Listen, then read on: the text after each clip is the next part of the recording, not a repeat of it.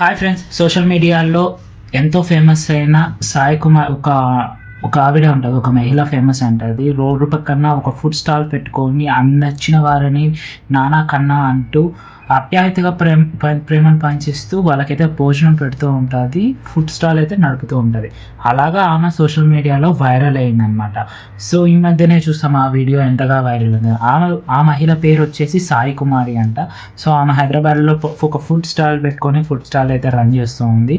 ఈ మధ్య కాలంలో ఆమెకి ఏ, ఎంత సంపాదన అనేది కూడా బయట పెట్టింది. సో ఆమె సంపాదన వచ్చేసి నెలకి సుమారు 2.5 లక్షల నుంచి 2 లక్షల వరకు ఉంటుందని అయితే తెలుస్తుంది. ఇది తెలిసిన వాళ్ళందరూ కూడా షాక్ అయిపోయారు. ఇంకో రీల్ కూడా ఫేమస్ అయింది. ఏంద్రా అంటే ఫుడ్ అంతా తిన్న తర్వాత వాళ్ళు ఎంత అయింది మేడం అంటే అంత కలిపి 1200 అయిందమ్మా అంటే, ఇలా అయితే మా ఆస్తులన్నీ అమ్ముకోవాలన్నది కూడా ఫేమస్ అయిపోయింది. సో అలాగా ఆవిడైతే ఫేమస్ అయ్యారనమాట. సో ఆవిడ్ని ఈ ఒక సినిమాకి సంబంధించిన టీమ్ కాంటాక్ట్ అయ్యి సినిమా ప్రమోషన్కి అయితే వాడేశారనమాట. సో అంతలా సోషల్ మీడియా అయితే జనాలని ఇన్ఫ్లుయెన్స్ చేస్తుందనే చెప్తారు.